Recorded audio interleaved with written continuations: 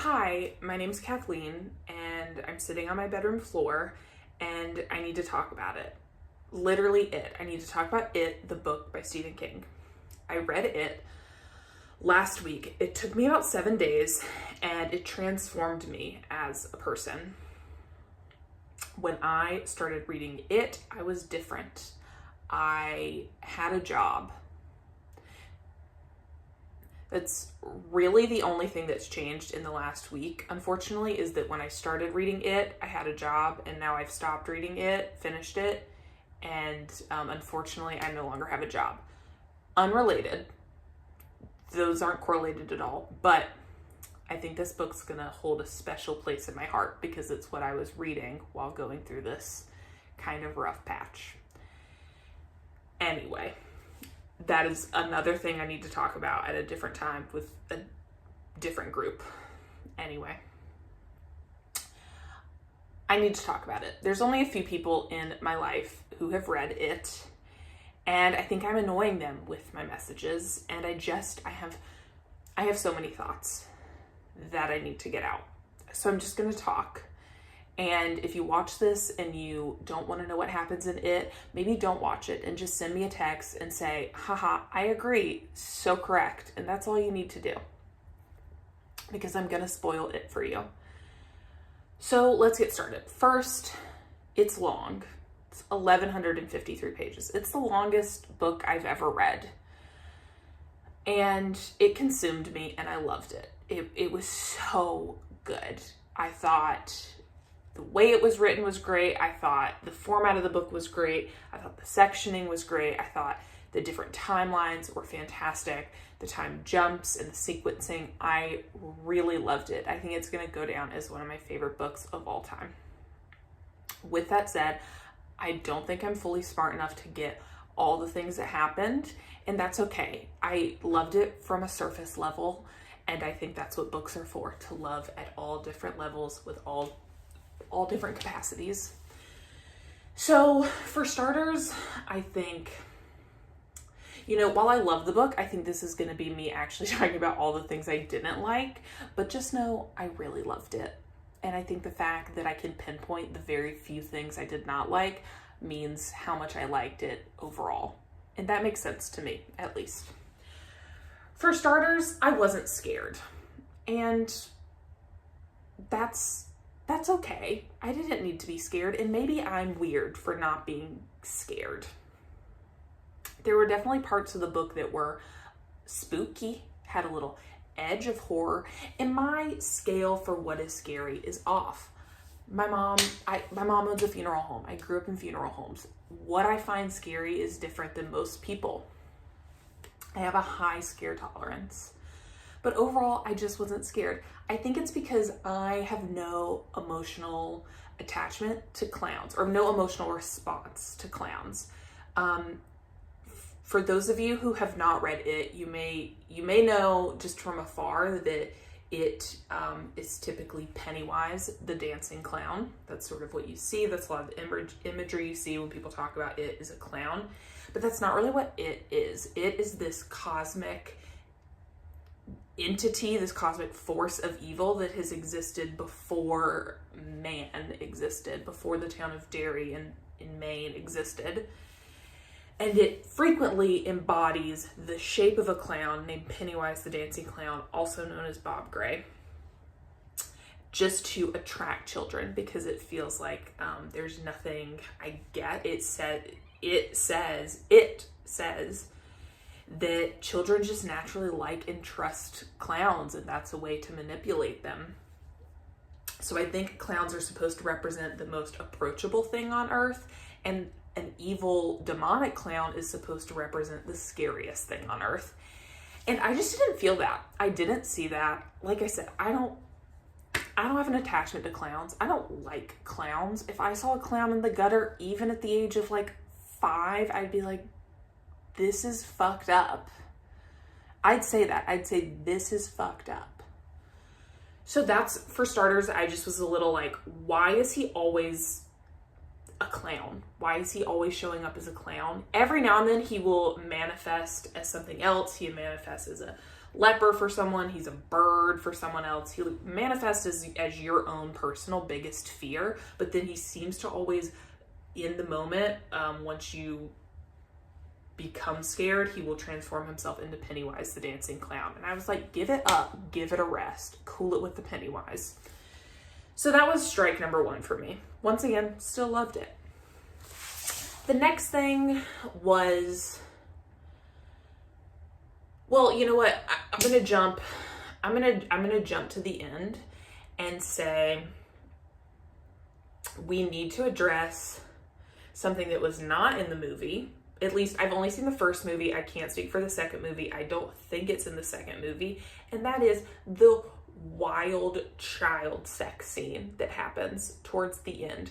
I was unprepared.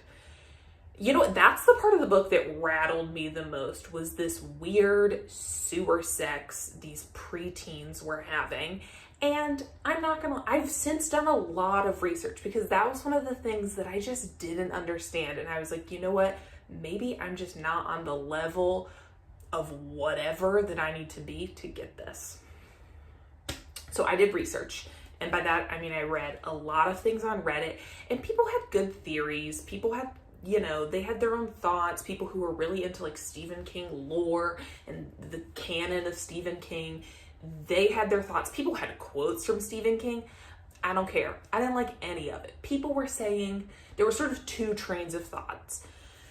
One was that the children who, mind you, just defeated a cosmic evil entity that they frequently saw as a demonic clown, they fought that off in the gutters at 11 years old.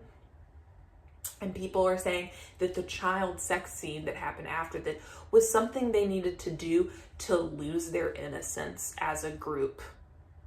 And I think their innocence was probably lost when they killed that clown in the sewers that had been haunting them for a summer, for longer, like a year.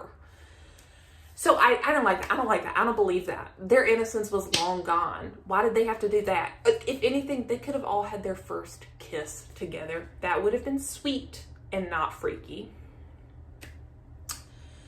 The other train of thought some people have is that they needed something to unify them as a group to get them out of that sewer system. Once again, I don't think there is any better team building exercise, group unity exercise than fighting a demonic clown cosmic entity. I think that will really unify a group.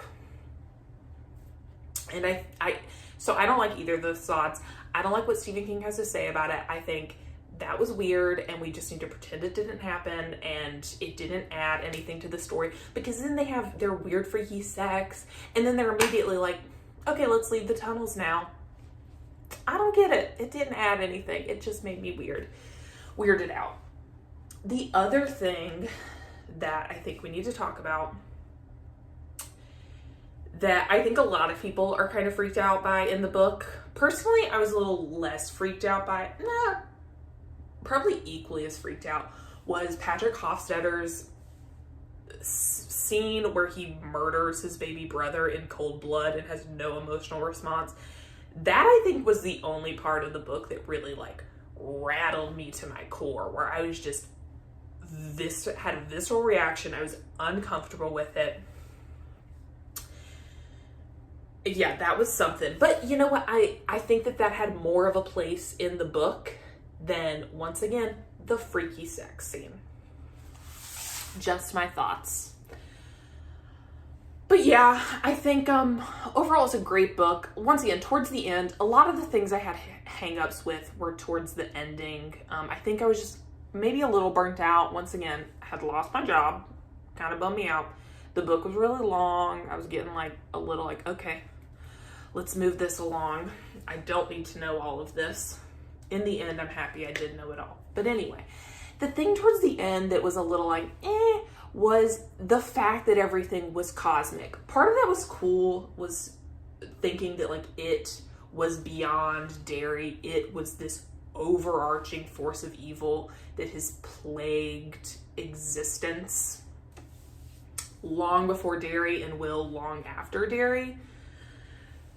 But then the other part of me was like, I don't get it. I'm going to keep saying it. I don't get it. I don't get what's going on. I don't understand this. And then there was the turtle, who I believe is supposed to represent good, and they fight each other, and the children hear the voice of the turtle. I don't know. I was like, you could just say it's evil. We don't need to get into all of this like supernatural, beyond humanity thing. You could just say there's evil, and evil exists, and we don't need to start talking about turtles and the cosmos. I don't need to know it. With that said, it was an interesting edge, and it added something to the book more than the child sex. So that was nice that it had more of a place. But yeah, I think, oh goodness. Overall, great book. I loved it. I ate 7 days of my life up, and I'm happy that it did. For anyone asking, I know you are. I think my favorite character, kind of a toss-up between Ben Hanscom. As a childhood fat person, I related. And Eddie Kaspbrak. I just liked them. Was not a huge stuttering Bill Denbrough fan. I know he's kind of the main protagonist. He's the main kid. His brother was murdered. But it just felt so glaringly obvious that was a self-insert by Stephen King. Like, oh, Bill Denbrough's the weird kid who grows up to become a prolific horror novelist, and also the prettiest girl in existence has a crush on him. They talk about how gorgeous Beverly is no matter what, and she's so cool, and she loves Bill Denbrough, and then he grows up and marries this gorgeous famous actress. Like, pack it up, fanfic. Pack it up, Wattpad. Pack it up, self-insert Y/N your name character Stephen King. I wasn't into it. It was too obvious, and I wasn't into it. But I love the book, and I'll keep saying it. It had flaws, and I'll list them all for you, but I loved it. And I wouldn't trade the last 7 days. I would trade one of the days, the day that I became unemployed, but the other 6 were consumed by this book, and I loved it. I loved it. And those are my thoughts. There's a lot more that I could say, but I'm not going to right now. Maybe I'll make a part 2. Who knows? But overall, good job, Stephen King. I know you've been waiting to hear what I have to say, and I have to say, good job. I liked it. And I'll read more. I immediately went to the library after I finished it and returned it, and then checked out 2 more Stephen King books. I checked out Different Seasons, his short story collection, and then Misery, because I thought that would be it would mix it up a little bit from it, because it's short, as are the short stories. The other book, it's way up on my bed. The other book I'm reading right now is The Bear and the Nightingale, which was a recommendation from my friend Kat. So I'll let you know my thoughts on those later.